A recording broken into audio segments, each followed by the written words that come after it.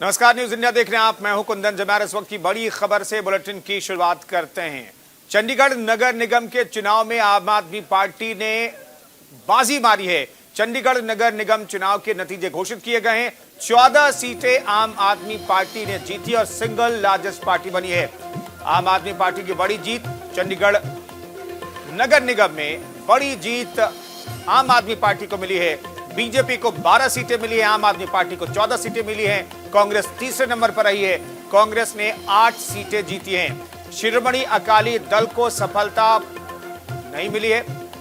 आम आदमी पार्टी में खुशी की लहर है। पंजाब और हरियाणा की राजधानी चंडीगढ़ के नगर निगम की सत्ता से बीजेपी बाहर हो गई। इस वक्त की बड़ी खबर है, भाजपा को सिर्फ 12 सीटें मिली हैं। इसके उलट आम आदमी पार्टी ने चंडीगढ़ में धमाकेदार एंट्री की है। आपने पहली बार चुनाव लड़ते हुए 14 सीटें जीत ली। कांग्रेस सिर्फ 8 सीटों पर जीत दर्ज करने में कामयाब रही है। 35 वार्ड वाले नगर निगम में किसी पार्टी को बहुमत हालांकि नहीं मिला है।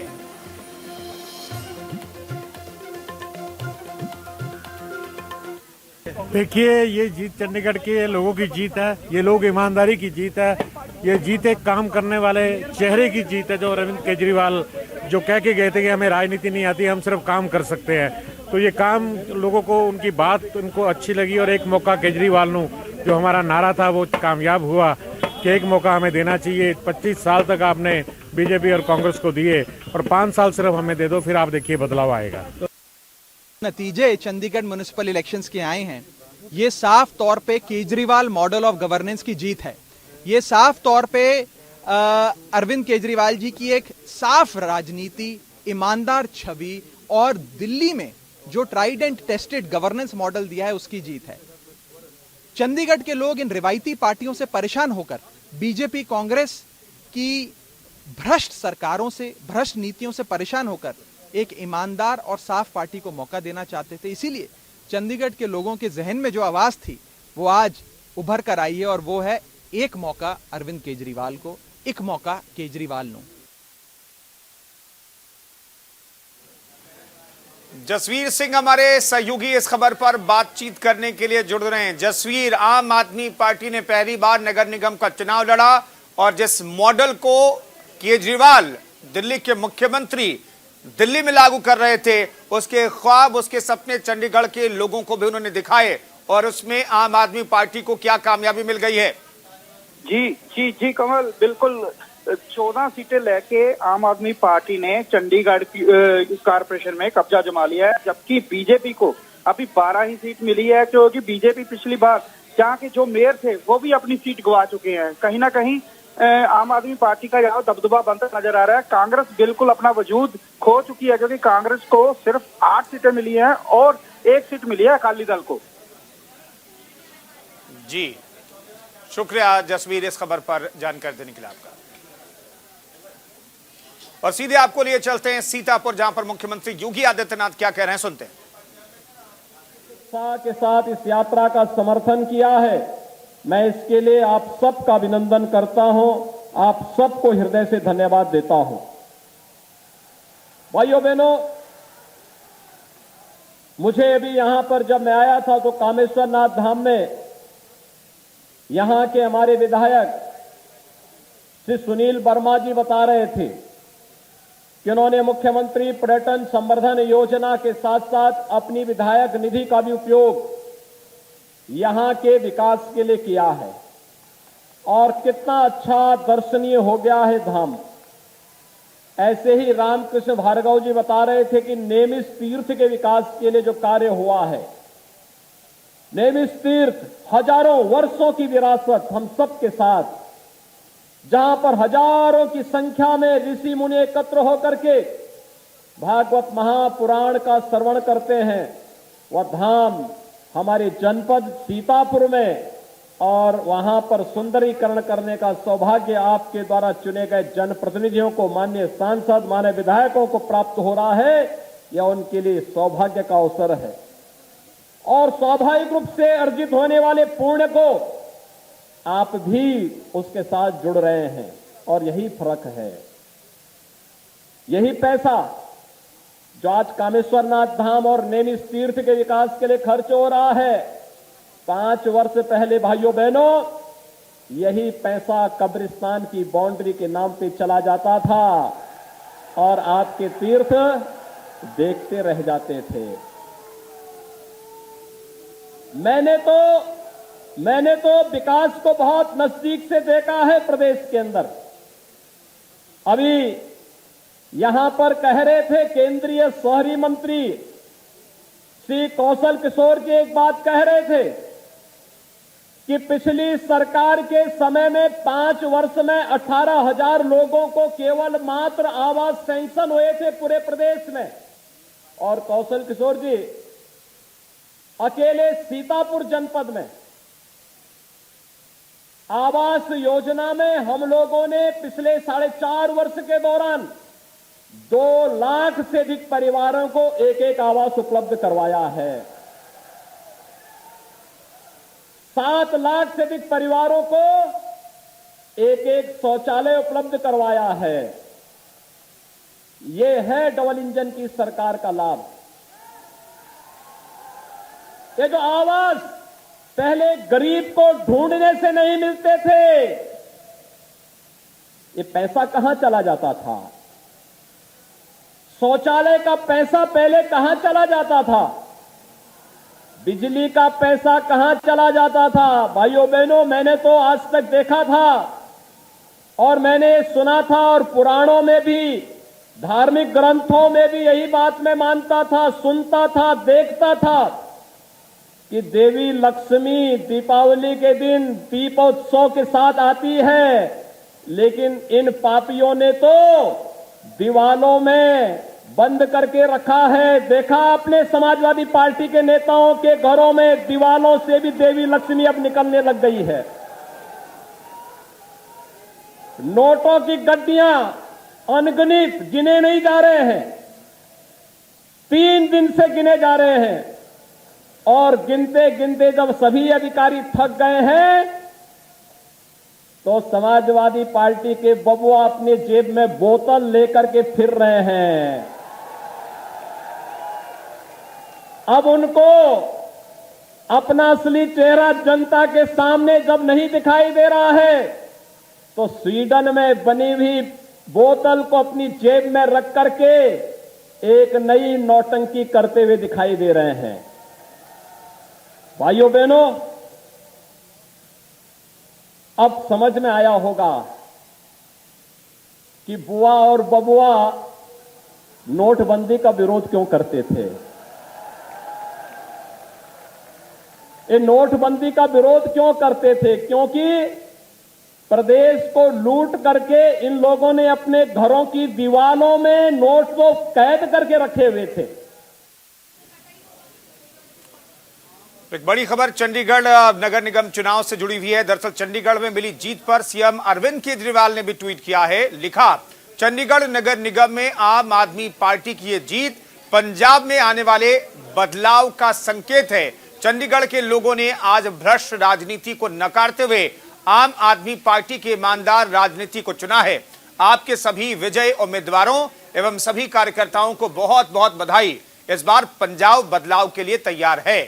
ये अरविंद केजरीवाल ने ट्वीट किया है। दरअसल चंडीगढ़ नगर निगम चुनाव में बीजेपी से सत्ता झटक ली है आम आदमी पार्टी ने। हालांकि उसे भी स्पष्ट बहुमत नहीं मिला है, 19 सीटों की दरकार है, लेकिन उसके पास 19 सीटें नहीं है, 14 सीटें आम आदमी पार्टी ने जीती हैं।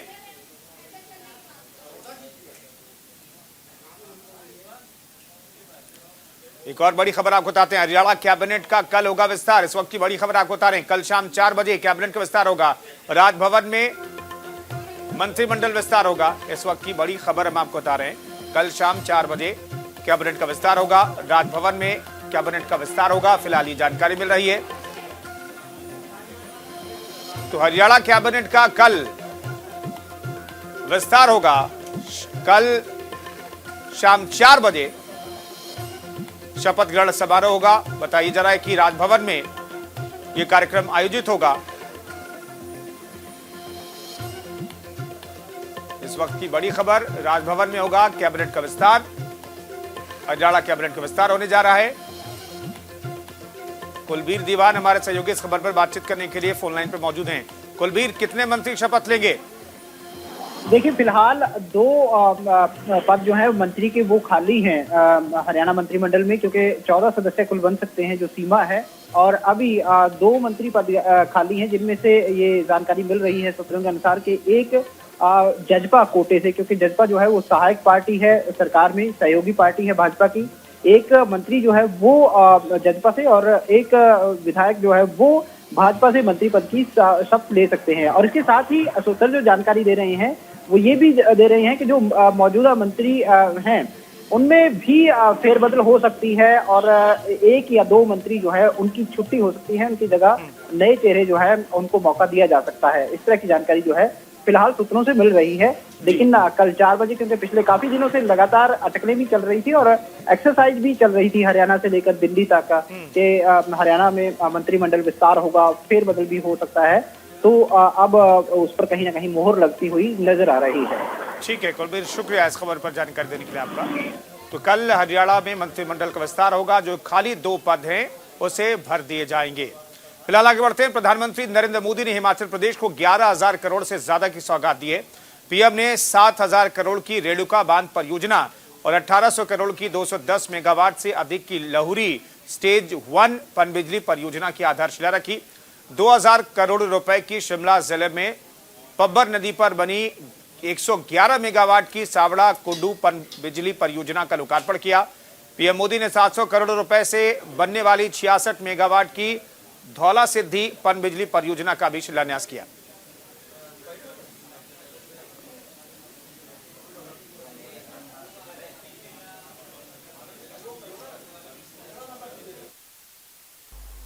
पहाड़ों को प्लास्टिक की वजह से जो नुकसान हो रहा है, हमारी सरकार उसे लेकर भी सतर्क है। सिंगल यूज प्लास्टिक के खिलाफ देशव्यापी अभियान के साथ ही हमारी सरकार प्लास्टिक वेस्ट मैनेजमेंट पर भी काम कर रही है।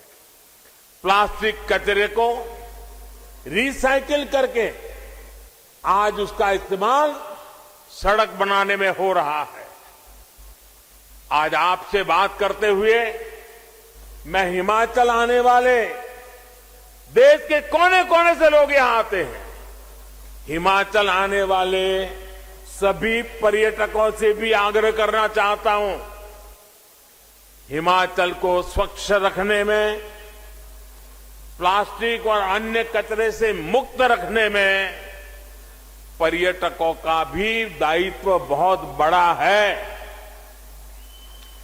इधर उधर फैला प्लास्टिक, नदियों में जाता प्लास्टिक हिमाचल को जो नुकसान पहुंचा रहा है, उसे रोकने के लिए हमें मिलकर प्रयास करना होगा। हिमाचल प्रदेश में जयराम सरकार के 4 साल के कार्यकाल को पूरा होने पर कांग्रेस काला दिवस मना रही है। कांग्रेस पार्टी ने ऊना में डीसी ऑफिस के बाहर जनता विरोधी नीतियों के खिलाफ प्रदर्शन किया। डीसी के माध्यम से राज्यपाल को ज्ञापन सौंपा। वहीं कांग्रेस का कहना है कि प्रदेश में जयराम सरकार ने सत्ता संभाली है, तब से माफिया राज को बढ़ावा मिला है।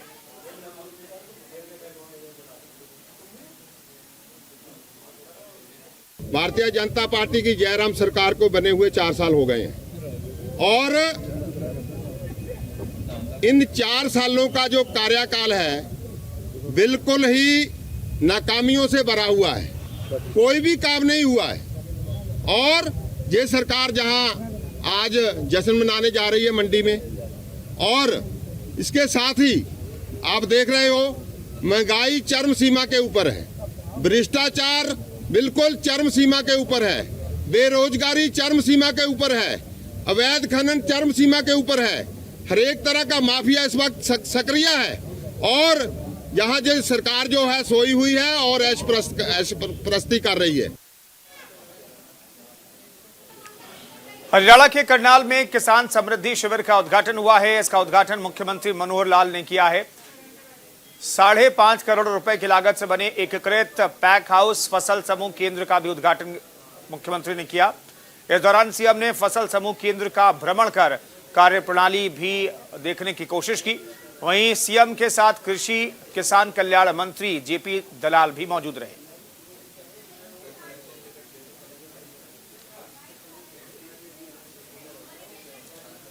हरियाणा के डिप्टी सीएम दुष्यंत चौटाला ने संयुक्त किसान मोर्चा के किसान नेताओं पर सवाल उठाए। उन्होंने पंजाब में किसान नेता गुरनाम सिंह चढ़ूनी पर निशाना साधा। उन्होंने कहा कि किसान आंदोलन के पहले दिन से ही इन किसान नेताओं की मंशा साफ दिखाई दे रही थी, लोगों को भ्रमित कर अपनी राजनीति चमकाना चाहते हैं किसान नेता। उन्होंने यह आरोप लगाया। वहीं कैबिनेट में विस्तार को लेकर डिप्टी सीएम ने कहा जल्द कैबिनेट विस्तार होने वाला है और इन सबके बीच खबर है कि कल शाम 4 बजे राजभवन में कैबिनेट का विस्तार भी होगा।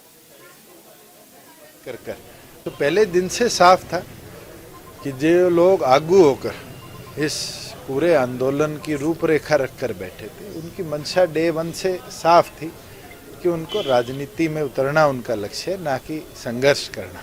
और ये दिन प्रतिदिन साबित हो रहा है। एक नहीं 2-2 पार्टी तो बन चुकी।